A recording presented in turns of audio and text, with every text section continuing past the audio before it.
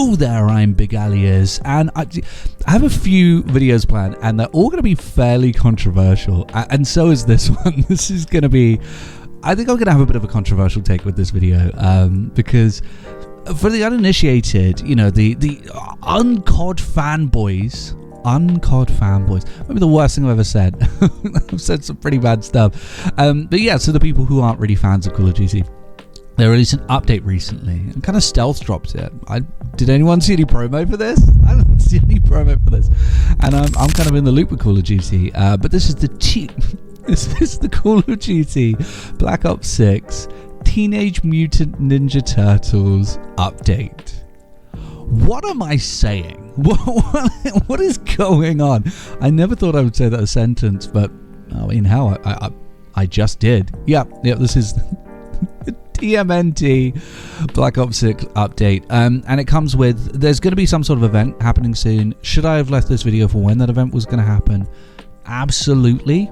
Yes. But did I want to talk about it straight away? Yeah, because what I want to talk about the most is not this like event pass thing that's coming down the pipes.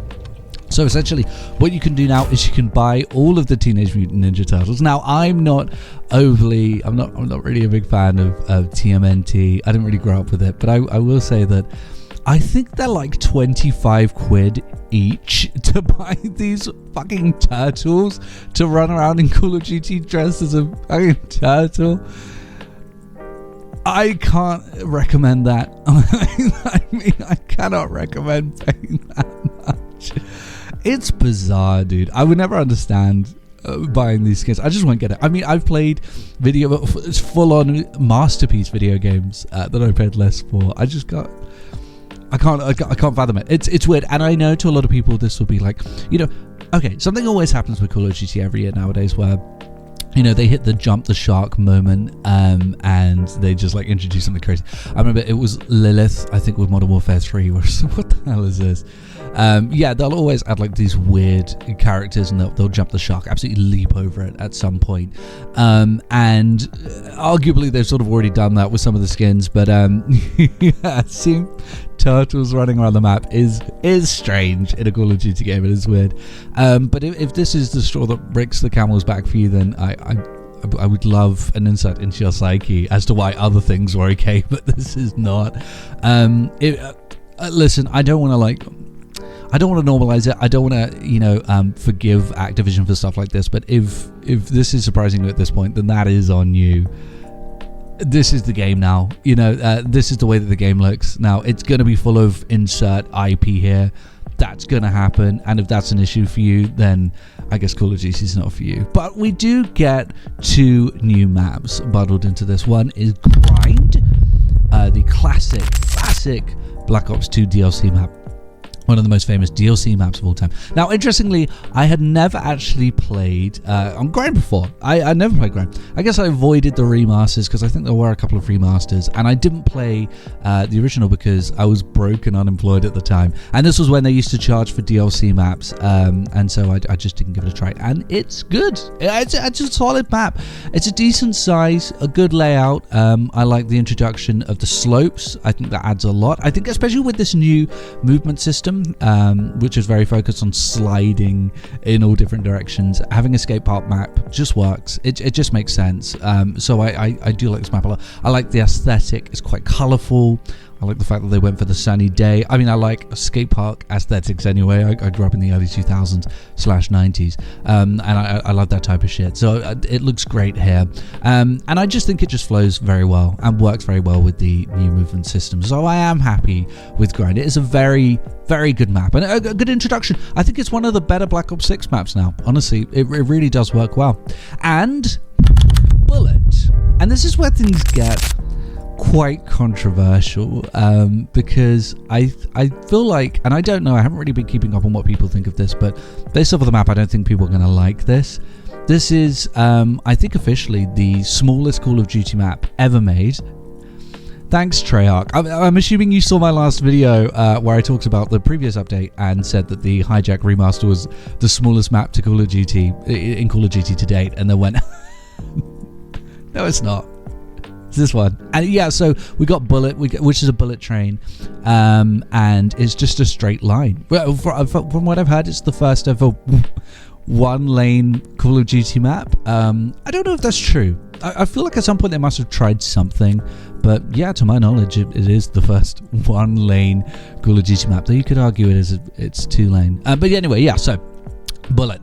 It's set on a perpetually moving bullet train, and I'm so glad that they made this decision to, you know, have it animated and have it moving on this cycle. I think if it didn't move, it would definitely have lost its luster, and it wouldn't be as interesting to me.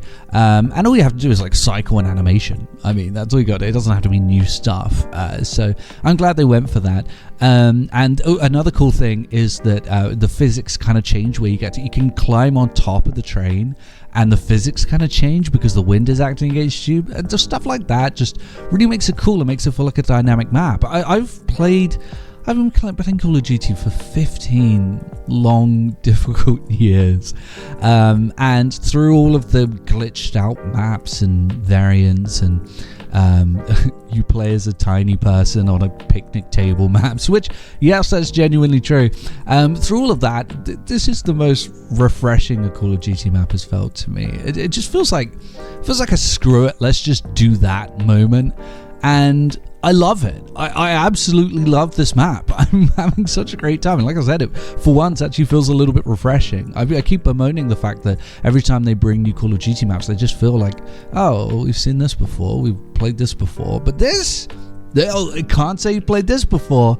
And again, I like the fact that everything is like animated and feels dynamic. Like there's all these doors. They didn't leave the doors open. They do slide open and shut. And I love that. I love the fact that enemies could be anywhere, hiding underneath anything. It's so dynamic and so unexpected. You don't know what to expect, which is why I'm assuming the pro players hate it. Pro players want to know exactly what's going on and exactly how to exploit everything. And I think they will hate this map for that reason, but I absolutely love it. You never know what to expect with Bullet, and I had a really good time. I've had a fantastic time playing on this map, so I'm looking forward to seeing what they do with the challenge stuff. I probably won't make a video about that because it's just like, oh, do a few challenges here and there, but it's good. I'm really enjoying this update. I mean, this game just feels constantly fresh, despite being the same thing over and over again. It really does feel fresh. And yes, I am still maining it, believe it or not. We're in late February now, and I'm still maining Call of Duty. I don't think this has ever been the case. And I'm still having a blast with it. Leveling guns and getting camos and stuff like that. And events like this are what keep me, doing it, which is, it's what it's all about. So that's that. Enjoy the update, because I am, and I'll see everyone later.